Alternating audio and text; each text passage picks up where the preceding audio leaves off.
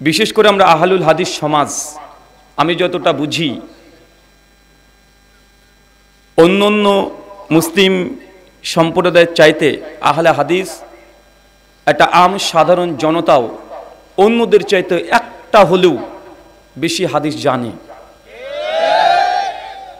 মুসলিমদের মধ্যে যতগুলো দল আছে নাম ধরার প্রয়োজনে সবগুলোকে যদি একত্রিত করেন, আহলে হাদিসের ছোট্ট একটা সন্তান, ছোট্ট একটা ছেলে, তাদের চাইতে অবশ্যই একটা হলো হাদিস বেশি জানে।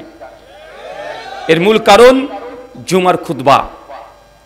জুমার খুতবাই অন্যদের চাইতে আমাদের নিজের মাতৃভাষায় আরবি থেকে বাংলাতে করা হয়, এই জন্য আমরা বেশি জানি। তবে জানাটাই শেষ কথা নয়। রাজা রামমোহন রায় একজন হিন্দু পণ্ডিত, আরবি, ফার্সি, উর্দু, বাংলা, সংস্কৃত 5টা ভাষার মহাপণ্ডিত ছিলেন। কোরআন মাজিদকে 22 পারা হিফজ করেছিলেন তথা মুখস্থ করেছিলেন, কিন্তু ঈমান নিয়ে আসেননি। গিরিশচন্দ্র সেন তিনি কোরআনুল করিমকে সম্পূর্ণ বাংলা অনুবাদ এবং ছোট ছোট টিকা দিয়েছিলেন, একজন হিন্দু পণ্ডিত, তারপর তিনি ঈমান নিয়ে আসেননি। পৃথিবীতে অনেক আছে। জর্জ সেল প্রথম ইংরেজি ভাষাতে কোরআনকে ট্রান্সলেশন করেছিলেন ইংরেজি ভাষাতে, তিনিও ঈমান আনে নাই।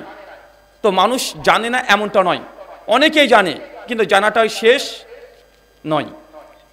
আহলে হাদিস সমাজ যখন আমরা আলোচনার কোনো বিষয় নির্ধারণ করতে চাই যে কি নিয়ে আজকে আলোচনা করব, উম্মাদকে কি শিক্ষা দেব, লক্ষ লক্ষ টাকা খরচ করে এত বড় আয়োজন, আপনাকে কি শেখাবো, সেই সময় নিজে দ্বিধাগ্রস্ত হয়ে যায় যে যতগুলো শ্রোতা আছেন আপনারা কোনটা জানেন না। আমার মনে হয় যে আপনারা জানেন না এমন কোনো ইসলামের বিধিবিধান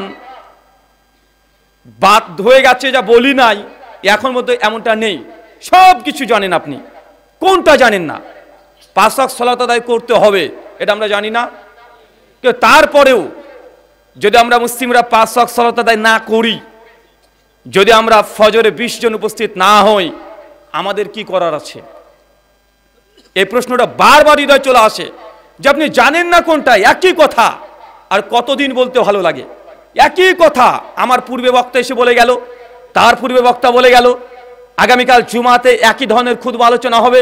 এই তৌহিদ, শিরক, সুন্নাত, বিদাত, এটা করণীয়, এটা বর্জনীয়, ঘুরে ফিরে একই জিনিস। আর কতদিন, কতবার, কত ভাষায় আপনাদেরকে বললে আপনারা গ্রহণ করবেন? কত রকমের কোয়ালিটিতে আপনার সামনে আলোচনা করা হয়েছে। কখনো কাটা কাটা কণ্ঠে বলা হয়েছে, মান তারাকা সালাতা মুতাম্মাদান ফাকাদ কাফারা, যে ব্যক্তি নামাজকে ত্যাগ করে দেয় ওই ব্যক্তি কাফের। কত কোয়ালিটিতে বক্তারা বলে বেড়াচ্ছে, বলছে না? কারণ সুর করে বলছে, কারণ গজলের ছন্দ মিলিয়ে বলছে, হাদিস নাম্বার দিয়ে বলে দেওয়া হচ্ছে, পৃষ্ঠা নাম্বার, লাইন নাম্বার, কত কিভাবে বলা হচ্ছে। তারপরে মুসলিম জাতি যদি ফজরে যদি 20 জন না হয়, তাহলে আমাদের কি করার আছে? আমরা কি জোর করতে পারি? দীর্ঘ 34 বছর ধরে শেখ আব্দুর রাজ্জাক বিন ইউসুফ হাফিজাহুল্লাহ একই কথা বারবার বাংলার এ প্রান্ত থেকে ওই প্রান্ত শেষ পর্যন্ত একই কথা বলছে, প্রতিদিন বলছে। আজকেও কোনো যে আলোচনা হচ্ছে দেখেন একই কথা বলছে, নেসাউন কাসিয়াতুন আরিয়াতুন। যে নারী পোশাক পরেছে তারপরেও উলঙ্গ, এই নারী জান্নাতে যাবে না। তারপরেও আপনার মেয়ে, আপনার মা যদি উলঙ্গ অবস্থায় রাস্তায় চলে, আমাদের কি করার আছে? আর একই কথা কতদিন? এই হাদিস আপনি শোনেন নাই? কেউ যদি জেনে বুঝে 1 টাকা সুদ খায়, মায়ের সঙ্গে জেনা করলে যে পাপ হয়, সেই পাপ আপনি কন্টিনিউয়াসলি করছেন, তারপরেও সুদের সঙ্গে যে যুক্ত থাকেন, আমাদের কি করার আছে? আপনি বারবার শুনেছেন যে অহংকারী জান্নাতে যাবে না, গীবতকারী জাহান্নামে যাবে না, দাম্ভিক ব্যক্তিরা জান্নাতে যাবে না, এরা জাহান্নামে যাবে। এত জানার পরেও আপনার যদি মনের পরিবর্তন না ঘটে, একই কথা বারবার আর কতদিন বলতে ভালো লাগে? লা ইয়াদখুলুল জান্নাল কাতে, ওই ব্যক্তি জান্নাতে যাবে না যে সম্পর্কে ছিন্ন করেছে, নিজের রক্তের সম্পর্কে ছিন্ন করে জান্নাতে যাবে না। 20 টাকা 200 টাকার জন্য ভাইয়ের সঙ্গে বোনের সম্পর্ক ছিন্ন, বোন জমির ভাগ চাইছে, ভাই বলছে খবরদার, যদি বাপের জমির ভাগ চাইতে আসিস জিন্দিগি তোমার বাড়িতে আর পা দিবি না। আছে না নাই কথা বলেন? সম্পর্ক ছিন্ন।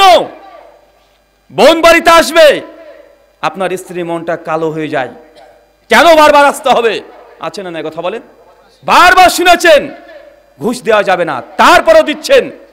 যে নারী পরচুলা ব্যবহার করে জান্নাতে যাবে না। নারীরা যদি রাস্তাঘাটে যদি সুগন্ধি ব্যবহার করে রাস্তায় চলে জান্নাতে যাবে না। আল্লাহ নবী কতবার